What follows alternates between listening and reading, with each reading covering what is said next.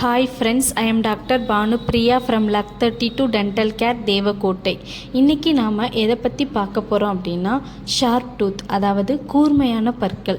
இந்த sharp tooth எப்படி வரும்னு நீங்கள் தெரிஞ்சுக்கணும். நம்ம பற்களோட எனாமல் போர்ஷன் உடஞ்சி போயிருந்துச்சுன்னா அதனால ஷார்ப் டூத் வரும்.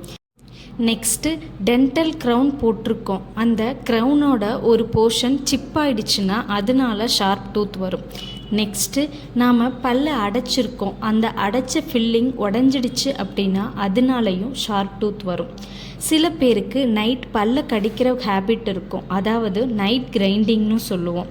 இந்த ஹேபிட் இருக்கவங்களுக்கு ஷார்ப் டூத் வரும். ஹார்டான பொருட்களை கடிக்கும்போது பற்கள் உடஞ்சிடுச்சுன்னா அதனாலையும் ஷார்ப் டூத் வரும்.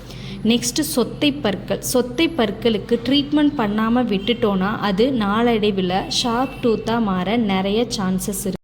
ஷார்ப் டூத் உங்களுக்கு இருக்குது அப்படின்னா நீங்கள் சாப்பிடும்போதோ இல்லை பேசும்போதோ உங்கள் நாக்கு பகுதியிலோ அல்லது கன்னத்திலோ ஒரு இரிட்டேஷன் இருக்கும். சூடாவோ கூலிங்காவோ சாப்பிடும்போது பல் கூச்சம் இருக்கும்.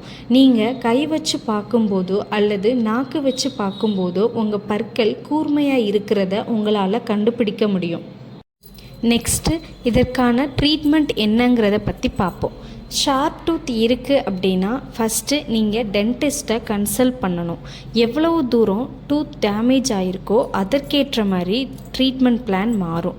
ஷார்ப் டூத் லைட்டாக தான் இருக்குது அப்படின்னா ஸ்மூத்தனிங் பண்ணாலே போதும், இதை சரி பண்ணிடலாம். நெக்ஸ்ட்டு பல் ரொம்ப உடஞ்சிருக்கு அப்படின்னா க்ரௌன் போட்டு அந்த பல்லை சரி பண்ணிக்கலாம். நெக்ஸ்ட்டு பற்கள் வரிசை இல்லாமல் இருக்குது, அதனால் ஷார்ப் டூத் வருது அப்படின்னா கிளிப் ட்ரீட்மெண்ட் பண்ணி சரி பண்ணிக்கலாம்.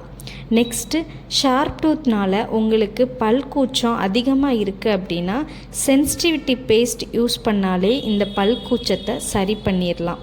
ஸோ உங்களில் யாருக்காவது இந்த மாதிரி ஷார்ப் டூத் இருக்குது, ஷார்ப் டூத்னால் கன்னத்துலையோ இல்லை நாக்குலையோ புண்ணு வருது அப்படின்னா நீங்கள் அதை சாதாரணமாக எடுத்துக்க வேண்டாம். உடனடியாக பல் மருத்துவரை பார்த்து அதற்கான ட்ரீட்மெண்ட் எடுத்துக்கோங்க. இந்த வீடியோ உங்களுக்கு யூஸ்ஃபுல்லாக இருக்கும்னு நம்புகிறேன். தேங்க்யூ ஃபார் வாட்சிங்.